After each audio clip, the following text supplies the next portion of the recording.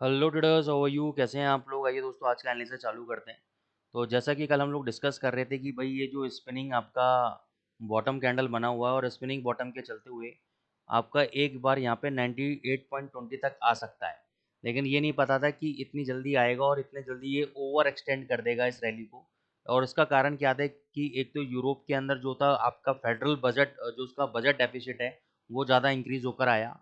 दूसरा कारण क्या था कि भाई इन्फ्लेशन उनके 2% के आसपास ही है, तो चांसेस हैं कि इंटरेस्ट रेट आपके रिड्यूस हो सकते हैं, तो यूरो बहुत अच्छा गिरा।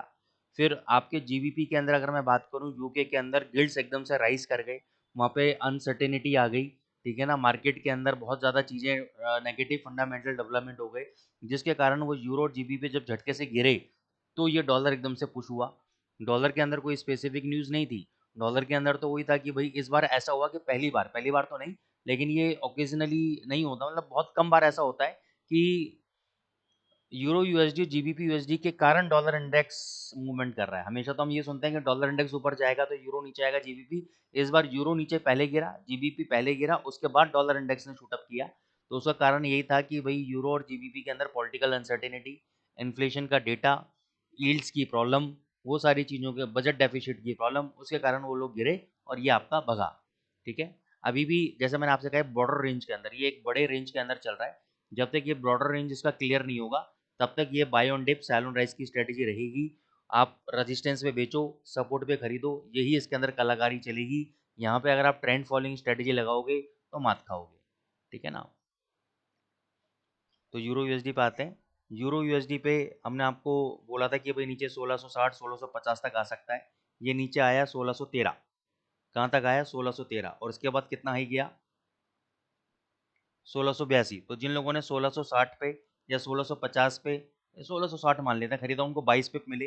जिन्होंने प्रॉफिट बुक किया, वेल एंड गुड है। नहीं बुक किया कोई दिक्कत नहीं है सर, होल्ड कर लो। 1600 का आपका स्टॉप लॉस दे रखा है। 1600 के नीचे अगर डेली चार्ट पे क्लोज होगा और उसका लो ब्रेक होगा तभी इसमें मंदी है, नहीं तो ये buy at support sell at resistance वाली थ्योरी चल रही है। जीबीपी थोड़ा ज़्यादा वीक हो गया, 3400 के नीचे क्लोजिंग दे दिया। डेली चार्ट में भी क्लोजिंग दे दिया, लेकिन डेली चार्ट में क्लोजिंग देने के बाद आज का लो कटना जरूरी, ये कल का लो कटना जरूरी है। जब तक ये कल का लो नहीं कटेगा ऊपर ये वापस 3460 तक आ सकता है। तो यहाँ पे हम एक ट्रेड बनाएंगे कि यहाँ पे हम, वैसे तो ये कैंडल आज उल्टा बना है, पहला कैंडल, जब तक ये नहीं टूटेगा तब तक खतरा मंडराता रहेगा। तो जैसे अगर आज का हाई ब्रेक होगा बाय ट्रेड ले लेना। आज का हाई बता देता हूँ मैं, तभी मोमेंटम क्रिएट होगा। 3395 है। जैसे अगर आज का हाई है 3400 ले लेते हैं राउंड फिगर में, जैसे 3400 ब्रेक होगा 3401 जाएगा, हम बाय कर लेंगे। ये वाला स्टॉप लॉस 3340, जो भी लो लगाए ये वाला स्टॉप लॉस रहेगा, और 3460 के आपके टारगेट रहेंगे। ये आप जीबीपी यूएसडी के अंदर प्ले आउट कर सकते हो। ठीक है। गोल्ड पे क्लियर बोला था कि भाई 3360 तक आ सकता है, क्योंकि मैंने आपको बोला था 3360 का लेवल ब्रेकआउट नहीं करेगा। तो जब तक ये 3460, सॉरी, जब तक ये 3460 का लेवल ब्रेकआउट नहीं करेगा, ऊपर 3500 का लेवल तोड़ के 3520 3525 तक जा सकता है। तो कल किसी ने शॉर्ट किया तो यहाँ पे लो लगाया 3469 का। ठीक है ना। उसके बाद इसने 3500 का लेवल ब्रेक किया और हाई कितना लगा दिया आज? 3546 का। तो अब हो सकता है, देखो अभी यहाँ पे रजिस्टेंस है 3550 का। गोल्ड मोमेंटम में, नो डाउट। अब क्यों मोमेंटम में, ये भी समझ लो। गोल्ड के अंदर जितने भी सेंट्रल बैंक हैं वो बाइंग कर रहे हैं। क्यों बाइंग कर रहे हैं? अभी आपको पता है कि भाई अमेरिका की लड़ाई रशिया से भी है, चाइना से भी, इंडिया भी है।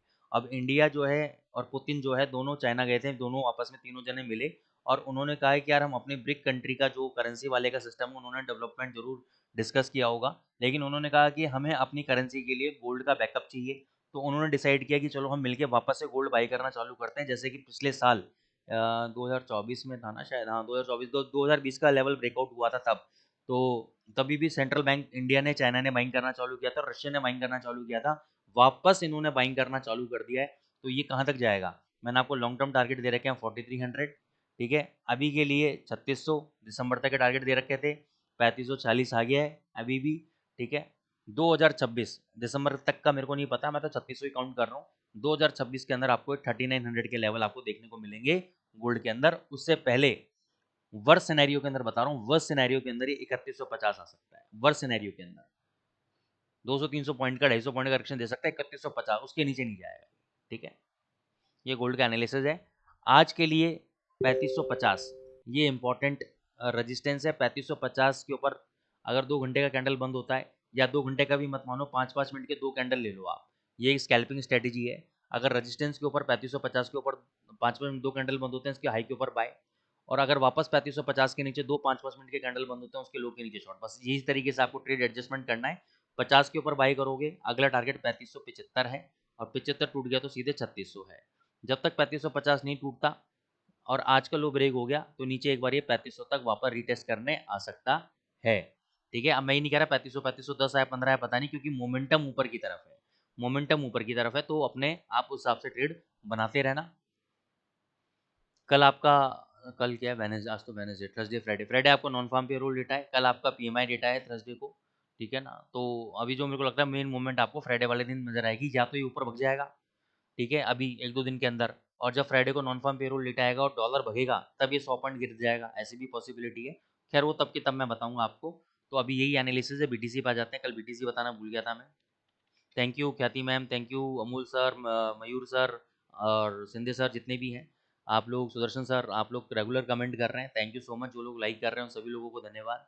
बिटकॉइन मेरे हिसाब से देखो, यहाँ पे ट्रिपल बॉटम लग गया, पहला बॉटम, दूसरा बॉटम, तीसरा बॉटम, ठीक है, ये रेजिस्टेंस है, इसको तोड़ के एक बार 116 तक जाएगा। मेरी बाई ट्रेड चल रही है यहाँ पे, 112 के आसपास, 113 के आसपास प्रॉफिट बुक कर लेंगे हम। ओवरऑल बेरिश है, 90,000 तक आना चाहिए, दिसंबर तक आना चाहिए, और इसको आप शॉर्ट पोजीशन बना के चलो। 2026 के अंदर बताऊंगा कि कब बाय कर लेना, फिर 2 लाख तक जाएगा ये। ठीक है, तो ये हमारी एनालिसिस है। अगर आपको आ रही है सर पसंद, तो जरूर चैनल को लाइक करें, सब्सक्राइब करें, अपना प्यार देते रहें। Thank you so much.